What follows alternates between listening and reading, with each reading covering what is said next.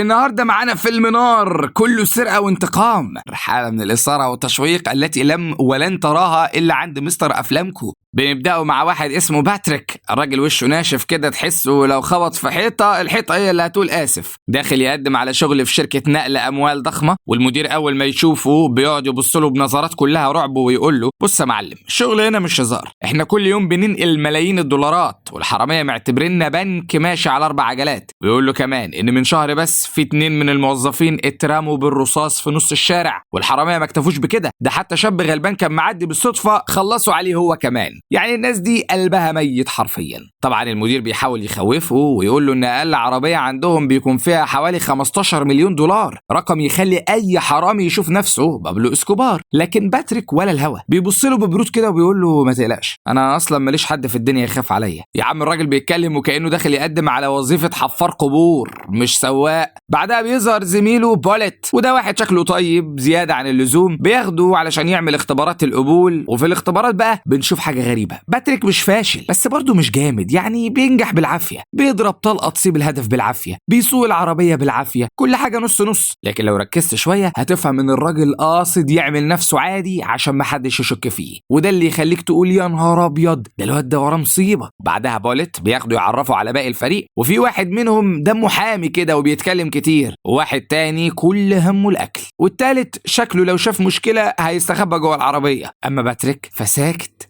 هادي، بيبص حواليه وكأنه حافظ المكان ده من سنين، وده اللي يخليك تحس ان دخوله الشركة مش صدفة ابدا. بعدها بوليت بيكمل لفة التعارف دي وبيعرف باتريك على سيستم الشغل، وهنا الراجل بيكتشف ان الشركة دي مأمنة نفسها كأنها بتحرس الكنز بتاع الفراعنة، بوابات حديد، اكواد سرية، كاميرات في كل حتة، والعربيات نفسها متقفلة كأن اللي جواها رؤوس نووية مش شوية فلوس. هناك كمان بيتعرف على شريكه الجديد سويت، وده بقى شخصية لوحده، راجل مغرور بشكل مستفز، طول الوقت يتكلم عن الرجولة والجدعنة وكأنه داخل فيلم أكشن هندي. وأول ما يطلعوا أول مهمة نقل أموال، سويت بيقعد يستلم باتريك من أول الطريق ويقول له: إيه يا هيل، ساكت كده ليه؟ خايف؟ متوتر؟ عامل فيها جامد؟ وبعدين بيقول له: ما تقلقش يا حبيبي، طول ما انا معاك محدش هيقدر يقرب لك، بس اهم حاجه تكون لابس الحفاضه لحسن تعملها على نفسك. لكن رد باتريك كان اغرب من الكلام نفسه، بيبص له بمنتهى البرود وبيقول له: سيبه يتكلم براحته مهما كان لسه عيل صغير. هنا تحس ان الراجل مش شايفهم اصلا، كانه داخل الشغل الهدف اكبر بكتير. وفي المهمه اللي بعدها بتبدا المصيبه بجد. بوليت بينزل يستلم شحنه فلوس من شركه صغيره، لكن فجاه عربيه بتقف وكم راجل مسلح بيطلعوا وبيخطفوه في ثواني، وبيبعتوا رساله لباتريك وسويت: لو عايزين صاحبكم يعيش نفذوا اللي بنقوله بالحرف. طبعا الحراميه كانوا مفكرين نفسهم مسيطرين وقالوا لهم يرموا الفلوس في العربيه اللي جنبهم، وباتريك بيبدا يرمي الشنط عادي جدا، لكن فجاه بيرمي واحده بعيد شويه على الارض وكانه غلط بالغلط. واول ما واحد من الحراميه ينزل ياخد الشنطه عينك ما تشوف الا النور، باتريك بيتحول لوحش حرفيا، بيطلع السلاح وبيخلص على اول واحد وبعدين التاني وبعدين التالت، طلقات كلها في مقتل، ولا طلقه ضايعه ولا توتر ولا اي حاجه. الواد كان بيفرتكهم كانه بيلعب كول اوف ديوتي من زمان. وسويت نفسه وقف مصدوم، الراجل اللي كان عامل فيها غلبان طلع مكنه قتل ماشيه على الارض. في ثواني بيبقى باتريك خلص على العصابه كلها وانقذ بوليت والفلوس. لكن الغريب بقى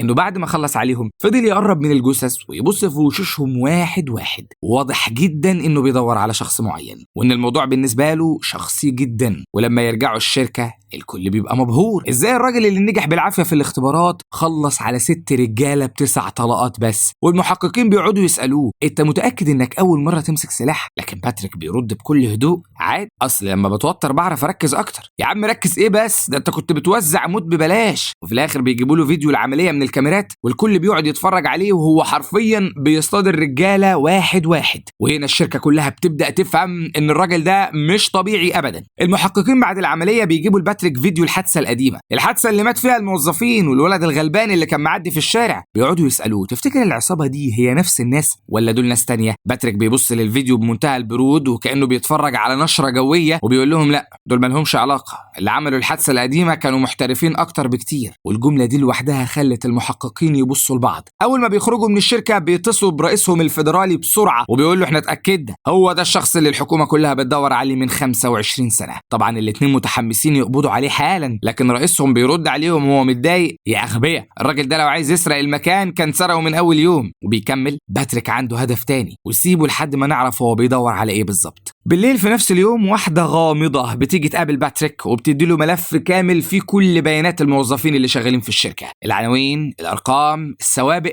كل حاجة حرفيا. مش بس كده، ده كمان بتديله تقرير طبي لشخص مات في الحادثة القديمة. باتريك أول ما بيشوف الملف ملامحه بتتغير لأول مرة، واضح إن الشخص ده كان غالي عليه جدا. تاني يوم بقى الشركة كلها بتستقبله استقبال الأبطال، تصفيق، شكر، احترام، والناس شايفاه رامبو شخصيا. أما هو ولا فارق معاه، وشه نفس البرود اللي يخوف. وبتمر 3 شهور وباتريك بيفضل شغال عادي، لحد ما في يوم عصابة جديدة بتحاول تسرق الشاحنة اللي راكب فيها، لكن اللي حصل كان أغرب من الخيال. الحرامية أول ما شافوا وش باتريك اتجمدوا، واحد منهم قال: لا لا لا لا مش هو، وبعدين كلهم بيجروا وبيهربوا كأنهم شافوا عزرائيل شخصيا. المدير وصاحب الشركة لما بيعرفوا بيقعدوا مصدومين وبيقولوا: انت مين بالظبط يا باتريك؟ انت شبح ولا الناس دي تعرفك منين؟ لكن كالعادة الراجل عامل نفسه مش فاهم حاجة. وفي اليوم اللي بعده بوليت بيقعد مع سويت وبيحكي له اللي حصل، بيقول له: الراجل ده مش طبيعي يا أخي، ده تحسه روح مظلمة ماشية على الأرض. وبيكمل وهو مرعوب: ده بيخوف أي حد حواليه من غير ما يتكلم حتى، واضح ان جواه كمية غل وانتقام مش طبيعية، كأنه واحد بايع عمره ومستني يموت في اي لحظة. اما باتريك فكان شاكك في بنت اسمها دانا، واحدة من الموظفين اللي شغالين معاهم، فبيروح يفتش عندها وبيلاقي كمية فلوس مستخبية. وهنا وشه بيقلب فجأة وبيمسكها وبيقول لها: الفلوس دي جبتيها منين؟ وتكلمي عدل، اصل لو كدبتي هخلص عليكي وعلى اهلك. البنت بتتوتر وبتقول الحقيقة بسرعة، وبتعترف انها كانت بتسرق جزء صغير من الفلوس من الشركات اللي بيستلموا منها، لكن ملهاش اي علاقة بالعصابة اللي بيدور عليها. باتريك بيبص لها شويه وبعدين بيسيبها وبيمشي. هنا الفيلم بيعمل لنا فلاش باك لقبل 5 شهور علشان اخيرا نعرف السر الكبير. باتريك كان عنده ابن وحيد كان خارج معاه بالعربيه في يوم عادي جدا، اب وابنه بيهزروا وبيضحكوا والواد الصغير فرحان انه خارج مع ابوه، لكن فجأة عربية نقل اموال بتتقلب الدنيا من حواليها وضرب نار في كل حتة، والولد الغلبان بيلاقي نفسه وسط الجحيم من غير ذنب. بنعرف ان باتريك كان عايش لوحده مع ابنه لانه منفصل عن ام الولد، لكن رغم كده متعلق بيه وبيتعامل معاه بطريقة مختلفة تماما، مش مجرد اب وخلاص، لا، صاحبه وظهره وكل حياته. والولد الصغير عمال يهزر ويضحك، وباتريك لأول مرة نشوفه مبتسم كده. بعدين الولد بيقول له انه نفسه ياكل من عربية اكل واقفة على جنب الطريق. باتريك بينزل يجيب لهم الاكل وبيسيب ابنه في العربية دقيقتين بس، وفي نفس اللحظة دي القدر قرر يعمل أسوأ حركة ممكنة. عربية نقل اموال قديمة بتقف قريب منهم، وعصابة مسلحة بتهجم عليها فجأة، ضرب نار وصريخ والدنيا بتقلب حرب في ثانية. واثناء الهروب الحرامية بيشوفوا ابن باتريك قاعد لوحده في العربية، فبينزلوه منها بالقوة، والولد الصغير مرعوب مش فاهم حاجة. فجأة واحد من العصابة بكل برود بيضربه بالنار، وباتريك بيشوف ابنه بيتقتل قدام عينيه، فبيجري عليهم بجنون، لكن نفس الشخص بيلف عليه وبيضربه كذا طلقة. باتريك بيقع على الأرض وسط الدم وبيفقد الوعي بالكامل. بعد 3 أسابيع الراجل بيفوق في المستشفى بمعجزة. أول حاجة بيسأل عليها ابنه،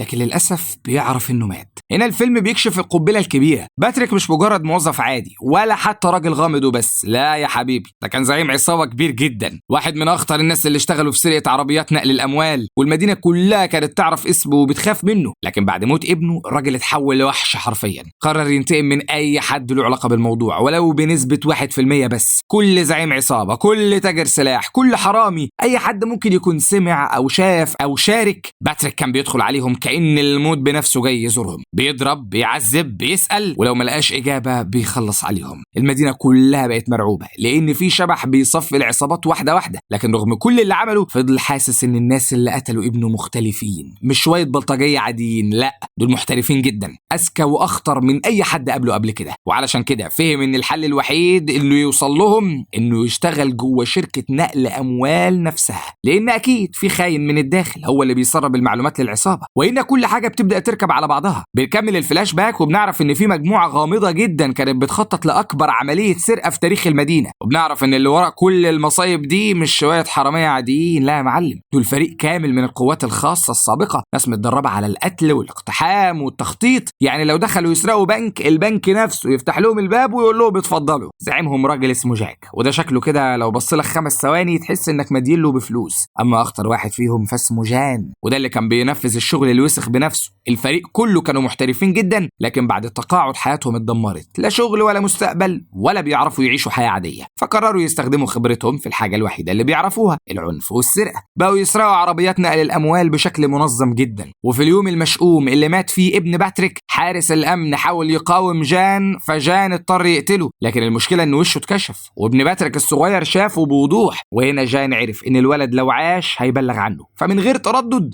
قرر يخلص عليه. لما باتريك حاول يلحق ابنه، جان ضربه بالنار وسابه مرمي على الأرض. بنرجع للوقت الحالي، جاك بيجمع الفريق كله وبيقف قدامهم وهو مبتسم وبيقول له احنا طول عمرنا بنسرق عربيات فلوس، لكن ليه نسرق عربية واحدة لما ممكن نسرق الشركة كلها؟ هنا الكل بيسكت وجاك بيكمل. في نهاية السنة المالية الشركة هيكون فيها حوالي $1 مليار كاش. مليار يا جدعان. وطبعا العملية مستحيل تنجح من غير حد من جوه الشركة ما يساعدهم. والمفاجأة ان عندهم فعلا واحد من الداخل. بيجي يوم التنفيذ اخيرا والمدير بيجمع الموظفين كلهم ووشه اصفر من التوتر، وبيقعد يقول لهم النهارده محدش يغلط، كل التعليمات تتنفذ بالحرف، اي حركه غلط ممكن تضيع الشركه كلها. والناس كلها متوتره الا باتريك، كالعاده وشه كانه داخل يشتري عيش. وفي اخر اليوم بوليت بيبقى راكب مع باتريك في الطريق، وفجاه بيقول له بمنتهى الهدوء بص يا باتريك انا خاين. وباتريك بيبص له بس من غير ما يتكلم. فبيكمل بوليت وبيقول انا شغال مع مجموعه من افضل رجال القوات الخاصه السابقين، واحنا اللي سرقنا العربيات قبل كده. واعترف كمان انه ساعدهم في العمليه اللي مات فيها الموظفين الاثنين والشاب الغلبان اللي كان معدي بالصدفه. وهنا الجو بيقلب نار، لان باتريك اخيرا قرب جدا من الحقيقه اللي مستنيها من اول الفيلم. وبوليت بعد ما اعترف بكل حاجه بيبص لباتريك وبيقول له والشاب اللي مات في الشارع ده احنا اللي قتلناه. وطبعا هو يقصد ابن باتريك، بس بوليت ما يعرفش انه قاعد جنب ابوه اصلا. وبيكمل وهو متوتر وبيقول النهارده بقى يوم الحصاد الكبير، العمليه اللي هنطلع منها ملوك. وبعدين بيطلع مسدس وبيوجهه على باتريك وبيقول له وانت كمان هتشارك معانا غصب عنك. باتريك بيبص له ببرود كده، فبيقوم بوليت يضحك وبيقول له ما تبصليش كده يا نجم، ما انا مسدسك فاضي اصلا، انا اللي مفضيه قبل ما نتحرك. وبيكمل احنا محاوطينك من كل ناحيه وهتساعدنا ندخل الشركه من غير ما النظام الامني يشك فينا، فبلاش تعمل فيها بروس لي وتتهور. باتريك بيساله بمنتهى الهدوء ولو رفضت بوليت بيرد بسرعه هتتاخد بالرصاص حالا. يا نهار ابيض. هنا باتريك بيفهم انه لازم يكمل معاهم، مش خوفا منهم لا، علشان يوصل للي قتل ابنه، لان اكيد جان موجود وسط العصابه دي والنهارده هو يوم الحساب.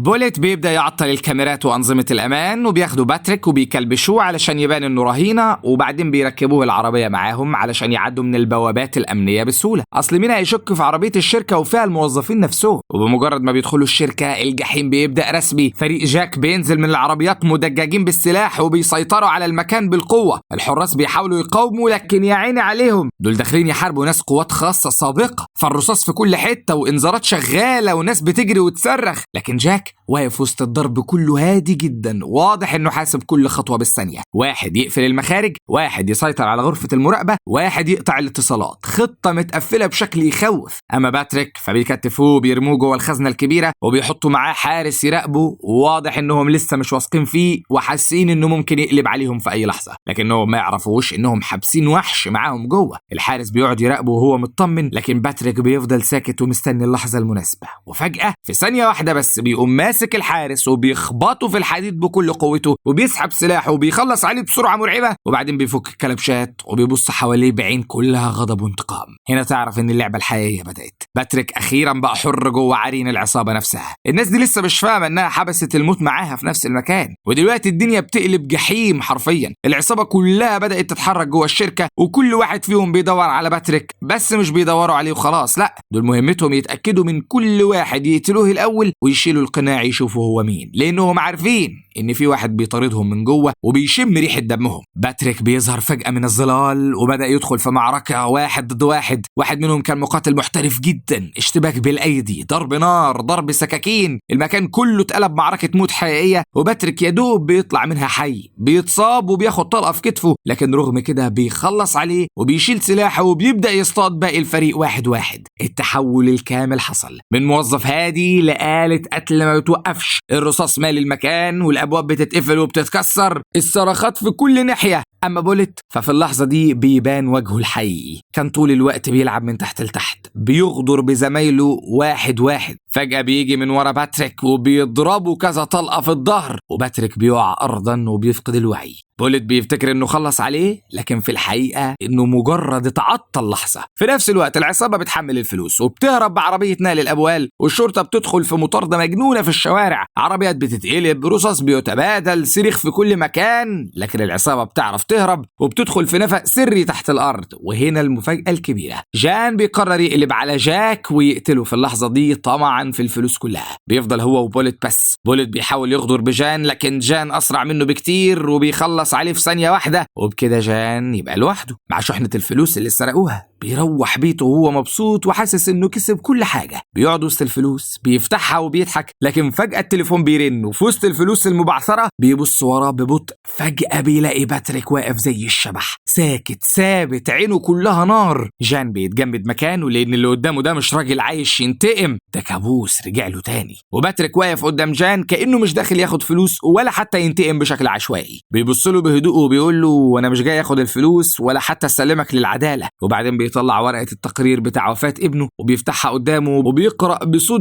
بارد جدا: طلقتين في القلب، طلقة في الطحال، وواحدة في الكبد. وبيكمل وهو بيبص لجان بعينه: اكيد دلوقتي فهمت هيحصل فيك ايه. وفي لحظة صمت كل حاجة بتقف، وبدون اي تردد باتريك بينفذ بنفس الطريقة اللي ابنه مات بيها. مش انتقام عشوائي، لا، ده حساب مظبوط بالملي، وبيخلص عليه بالكامل وبيرجع حق ابنه اخيرا، وبيمشي من غير ما يبص وراه. لو وصلت لهنا اكتب تم في التعليقات، اعمل لايك واشترك في القناة وفعل الجرس علشان توصلك كل ملخصاتنا الجديدة أول بأول. سلام.